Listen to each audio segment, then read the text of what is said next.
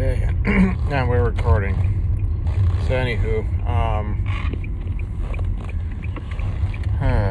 it's the end of the day. It's Monday. Driving home now. Things are kind of anticlimactic at work. I did detect sort of a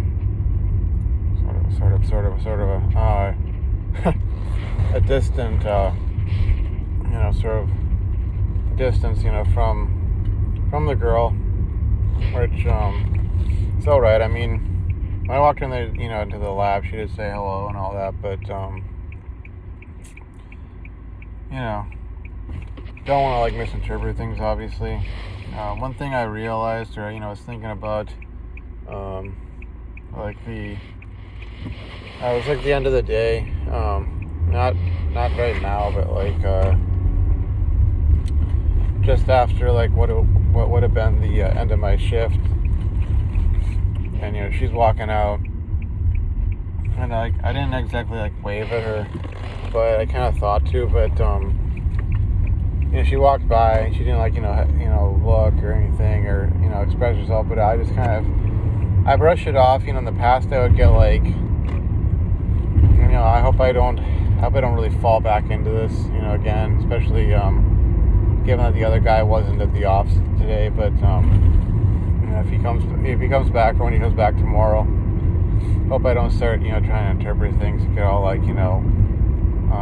bent out of shape about stuff, but, the thing that kind of went across my mind, was this whole concept of solipsism, and, Rollo, Aaron Clary, etc. They talk about, Rich Cooper, they talk about, women's, inherently solipsistic nature, which basically just means being self-absorbed.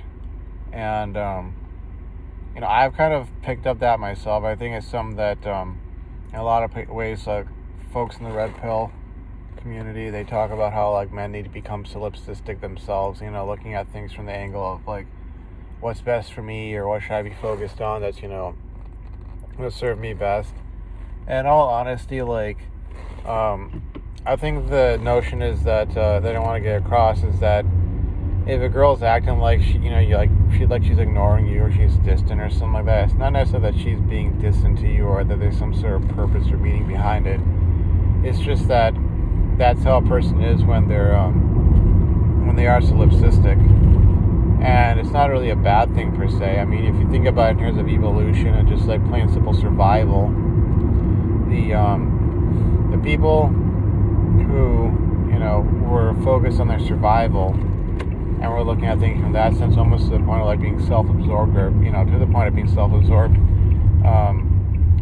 they tended to obviously live longer, and be able to put themselves in a spot whereby they would get far more chance to reproduce, or their offspring would get far better chance to survive. And so it seems that's just a predisposition that has developed, down the millennia, and it's not necessarily anything personal. If she's acting distant, or if I don't make it clear, hey, that I'm actually waving or so, or whatever, I can't really be expecting some sort of response, and I shouldn't be, trying to interpret things too much, because I think oftentimes a lot of things that we, a lot of the other problems we, might create for ourselves are rooted in us putting meaning into things where there is no meaning, or projecting value onto something that has no value, or is not where you think it is, or where you want it to be. And maybe that's part of finding contentment, because I just want to hold off on interpreting her behavior one way or another. And obviously, like I said, I asked her out last Friday, got a no on that, and in all honesty, I'm probably not going to try again. May just go back to cracking some jokes, or reestablishing that rapport, and just sort of essentially building up the sort of image that, hey, it's not that big of a deal. I'm not mad at her or anything. And with all this stuff in mind, I also think when it comes to interpreting how a girl you like behaves towards other guys, I think oftentimes we want to interpret their behavior, if it's positive or it's friendly.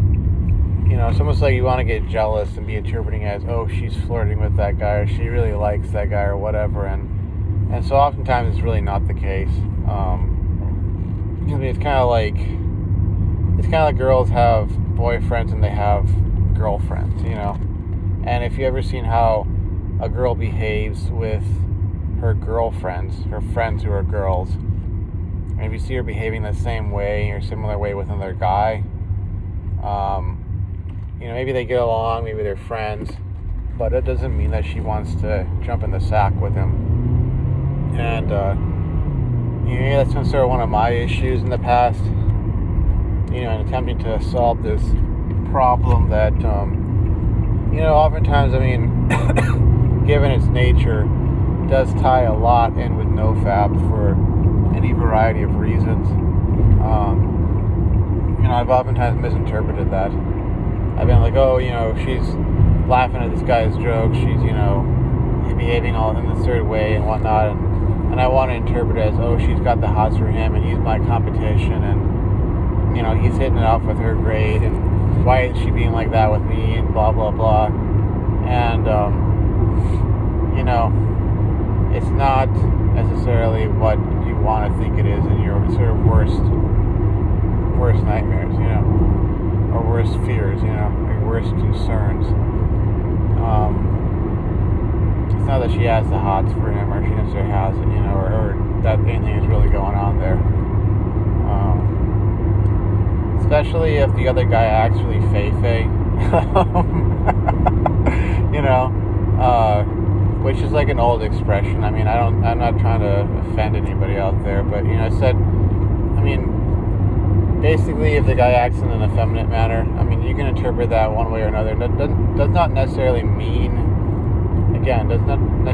what we might want to think it means, but if he's behaving like that and she's behaving like that back to him, if you remove their gender, the gender disparity, it's almost like a couple of girls hanging out talking about stuff, two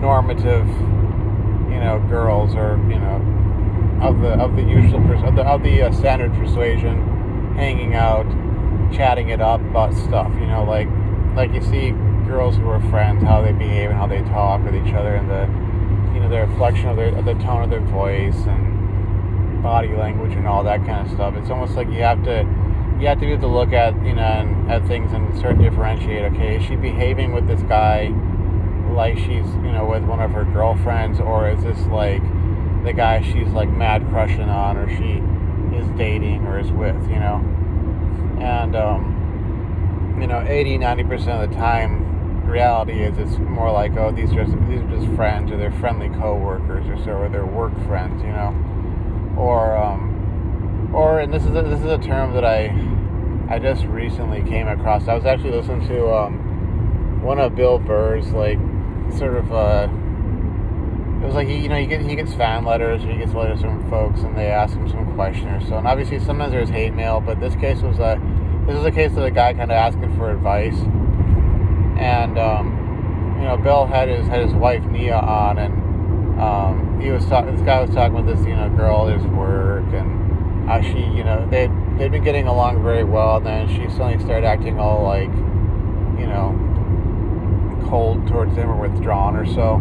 And he was like, oh, what's up? And then I guess Nia threw out this term, work girlfriend, saying, oh, your work girlfriend just broke up with you, that's what happened, and it's like, wait a minute, what is a work girlfriend? I had to look it up on Urban Dictionary and figure out what the heck that meant, and it could be a case of that, the girl is like the guy's quote-unquote work girlfriend, basically like they're in a platonic relationship, or platonic relationship. We'll go with that word. Platonic relationship where there's really nothing quote-unquote sexual or romantic going on. They just get along really well. And, I suppose you could interpret there was some behavior from a guy in that sort of scenario as well, being fey or being effeminate, but that again could be a misinterpretation, misunderstanding, talking about biases and sort of our predispositions towards interpreting things in a certain way or from a certain angle, which could be inaccurate. You got to kind of keep that in mind. Like, okay, like am I looking at this as it is, or am I looking at it as I would wish it to be, or that I'm disposed to see it as because of life experiences I had, the environment I grew up in, where I came from, my age, my age bracket, what time I grew up in, etc. So it's something that I feel like I need to keep in mind when I'm contending with this issue or this this quote-unquote problem in life. And I don't mean necessarily a problem in the sense of like a negative problem. I just mean in terms of like it's sort of a challenge. You could call it, or they have called it. By they, I mean some folks in the red pill community referring to it as sort of the reproductive problem. And I mean it's bad, this sort of problem to solve or this challenge to overcome. In particular, I think for men.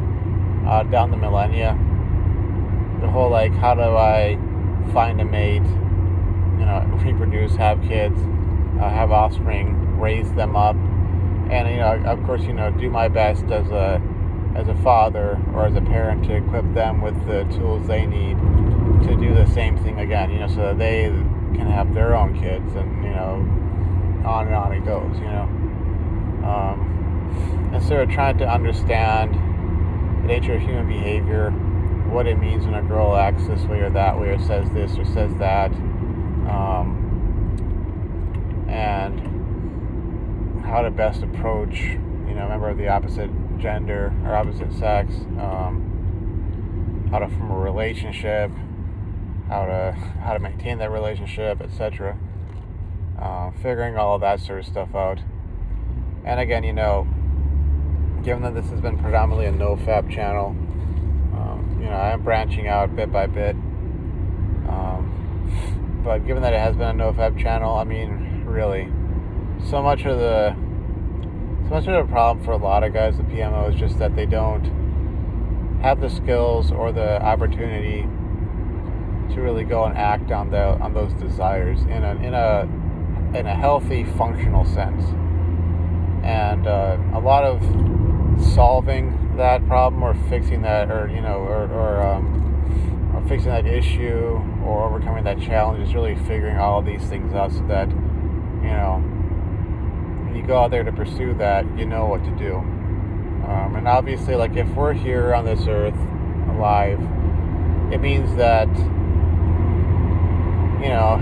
maybe our parents did make mistakes, or they had flaws or so, but to some extent they solved that problem to the extent that they can reproduce and have kids of their own, meaning those of us who are here now. And obviously there probably were mistakes they may have made, and mistakes that we don't want to repeat ourselves. We want to sort of improve on things. Each generation, you want to improve on what the previous generation did.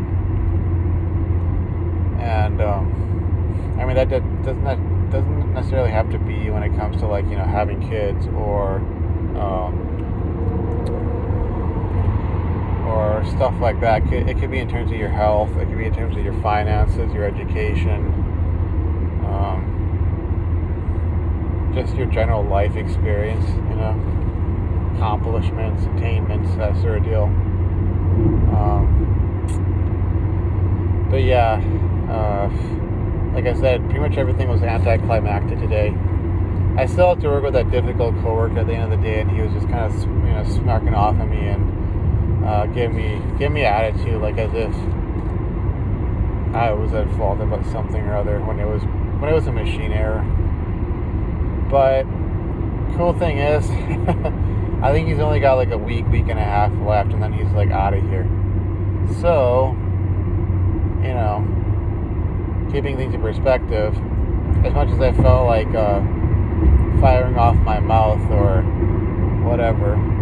I just told myself, sort of in my mind, I didn't obviously voice this, I didn't say it out loud, but I told myself, just buckle down and wait, week and a half, this guy will be gone, you won't have to deal with him ever again, sort of a thing, which it's not guaranteed that I'll never, ever, ever, ever have to deal with this guy again. Who knows, 2-3 years down the road, I might be working at a company where he ends up, there, he's there already or whatever, but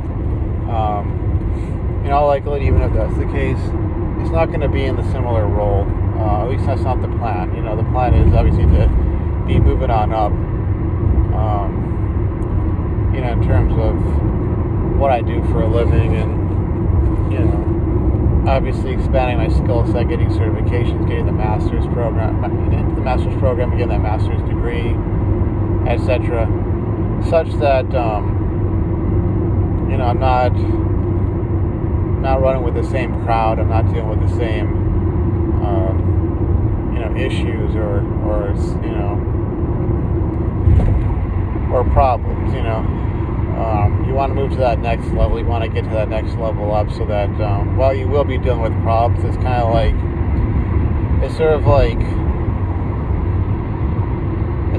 going from renting a room out of a house versus living in your own house that you bought. And okay, you had the problem of so what color do you want to have your living room wall painted, or having to deal with fixing plumbing issues or something like that. Yeah, they're problems.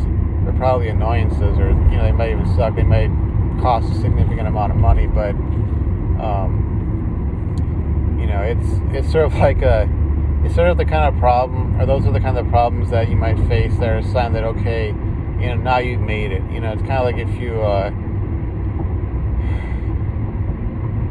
start off as a second lieutenant, leading a regiment, or not a regiment, maybe regiment. I think it's more like a company. Yeah, I think it's like a company. Being like a second lieutenant leading a small unit. Let's just put it that way. And then you got your problems that you're dealing with as a second lieutenant leading, let's say I think it is a company. I think second lieutenants, first lieutenants, they command companies, but basically it'd be like being at that level and dealing with that level of problems, and it's like, okay, so many years down the line, you're now a colonel, or you're even a general. You're still dealing with problems, but they're the kind of problems that it's like, okay, this is a sign you've really made advancements in your career. Like now you're dealing with this level, this size of problems, where it's no longer about where you're taking your company, where you're sending out the squads in your company, but you're talking about, an entire battalion or an entire base with multiple units, or it's an entire army or an entire expeditionary force, or, an entire fleet. It's like, you're still dealing with problems, but again, it's an indication or a metric showing that, hey, you really have made those advances. And so with me, it's kind of like I'm looking at okay, I'm going to have problems in the future, but I'm trying to do the things that will make it such that those problems are actual, meaningful, worthwhile problems, not the same old stuff and same old crowd. And in doing so, I'm trying to keep perspective on things. So, like I said, I wanted to snap off at the mouth, and I kind of did. Sort of, you could tell from the tone of my voice at this one point that I was kind of, ticked off at him, and he kind of backed off a bit. But I didn't go full force, dropping F-bombs and all that, and other things. Because again, I was another week and a half.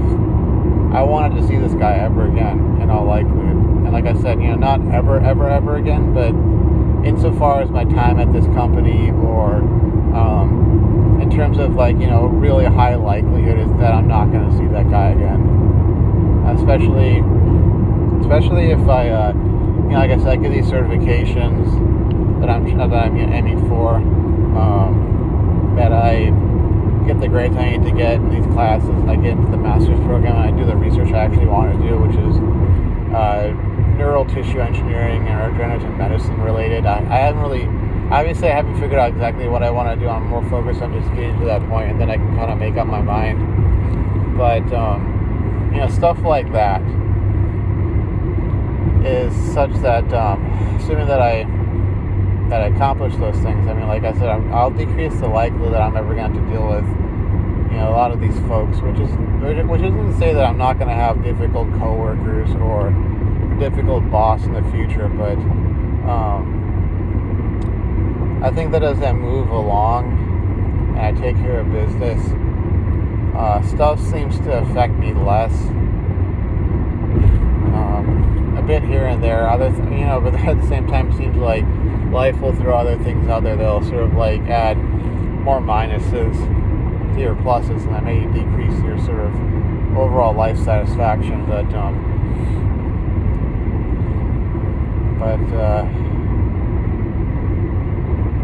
yeah, I was gonna say something. I forgot what I was gonna say. But I think one of the points I wanted to make that sort of in support of like saying that maybe things aren't affecting me as much. Maybe I'm looking at this today and I'm able to sort of see that. Hopefully I can kind of hold on to this longer term. But I think one of the deals also is like, and this is related to my whole like journey out of debt, which there's a lot of stuff I would probably get into in a video for that. But I think as I pay down my debts, and I close out these accounts and I get further along, like I think that's kind of why certain things don't affect me as much. Because it's kind of like, if you feel like this isn't going to go on forever and ever, and you don't have to, stick around in a bad situation because, you got your 6 months to a year worth of, emergency funds, and maybe you've paid off all your debt, and you got some assets built up, some stock and gold and silver and property and cryptocurrency, and you got enough, let's say, dividends coming in every 6 months that you budget things well enough, and you have enough money to live off of that, and you kind of feel like free of things, that you're not locked in. It's not like, I have to hold this job, or I have to stay here, I have to put up with this, I have to fight back, I have to this and that. It kind of seems like if you get yourself to a spot like that in life, or you're getting towards that sort of deal, where you feel like you're making progress towards that sort of financial freedom and financial peace, it seems like stuff does kind of affect you less. Because if you feel like you're backed into a corner and you're having to fight, for this job, or you gotta fight your coworker or whatever, whatever the case may be. Is this guy even paying attention to what he's doing? Jesus. I swear, I'm sorry, but as I'm talking about how zen I am about things, and then I get super, super pissed off at some guy not watching when he's merging into lanes and stuff. Jeez. See? Like I said, life throws things at you. But like I said, if you feel like you're not backed into a corner, you're not having to fight for the this is like your survival. It feels like less necessary. Like you could walk away from it and I'm just doing this to make a little bit extra cash so I can increase my stock portfolio or diversify it or whatever. I think it's kind of a sort of a known fact. Like if you're in that kind of situation, obviously things aren't going to affect you as much as if you feel like you're backed into a corner, and you're going to have to put up with this kind of treatment because, well, if I don't, I'm going to end up homeless, or I'm going to end up in this situation, or I won't be able to support my family or whatever. And I think that's a large part of why I'm so dead set on getting all my debts paid off. I don't want to be some miserable jerk who is, in a bad spot because I got myself into it. And I'm stuck in that spot. And I can't get out. And just having to put up with all sorts of garbage treatment,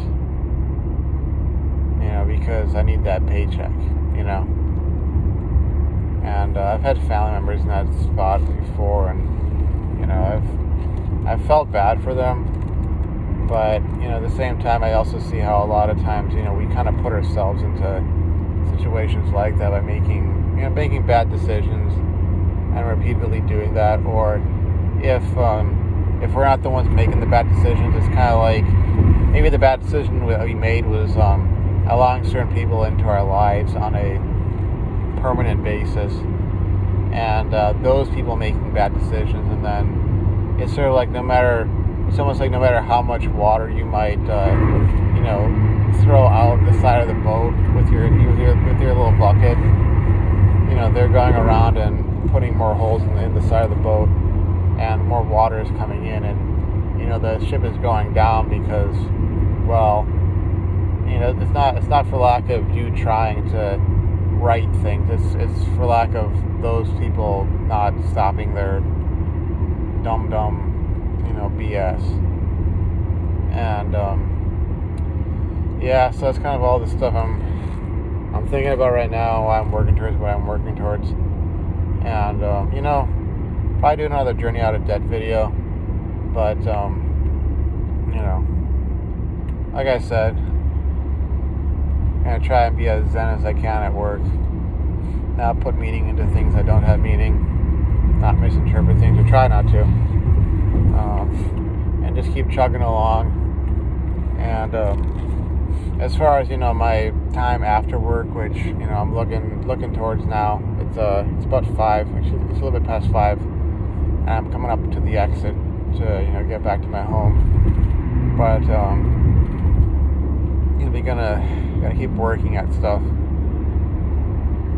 and hopefully, hoping by the end of this week, be caught up with my in-class activity problem sets.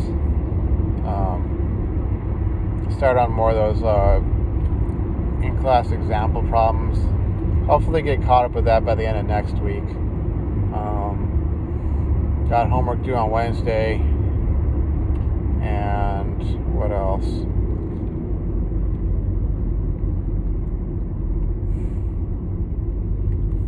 I don't know. There's some other stuff, but I think it has to do with like diet and exercise, and that's like a whole other topic for another time. But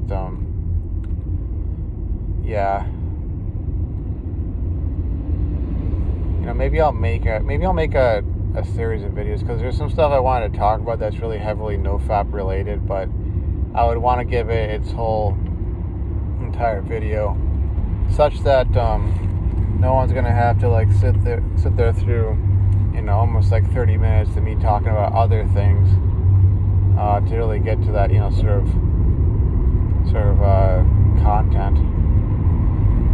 Because there's been some stuff I've been thinking about relating to some of the muscle pain I've dealt with, and it kind of comes and goes, no pun intended. Some of it's back pain, some of it's elsewhere, and I just sort of had a bit of a thought on that, because I'm going to try to like make the video not as graphic as I can when it comes to my talking about this, but you're talking about NoFap, you're talking about PMO. I mean, it's one of those topics that, like, I think I said in this morning's video, like, it's something that while I and many others may feel, or have this sort of perception or understanding that we really need to be talking about this kind of stuff as a society, we kind of shy away from it, and I think shying away from it is a real disservice to pretty much everyone. I mean, whether in the primary sense of people who are affected by it most immediately, or people who are affected in a secondary or tertiary sense, just the fact that we don't want to discuss this sort of stuff in a serious manner and really sort of confront why it's such a a problem for people. wide scale, but yeah, I'm past half an hour now, taking the exit. Once I can get my hand, off the off the steering whel, and it'll be stopped at a light, I can, stop recording, and then I can upload this. And once I park, I think I may record, those other 2 videos. I got pretty much everything I want to say, like, on the top of my head.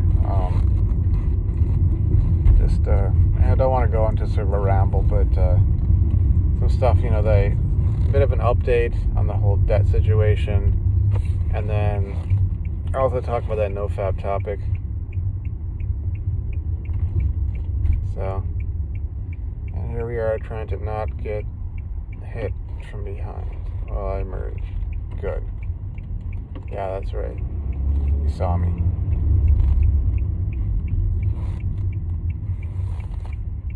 And I'm going to finish recording right now. Okay.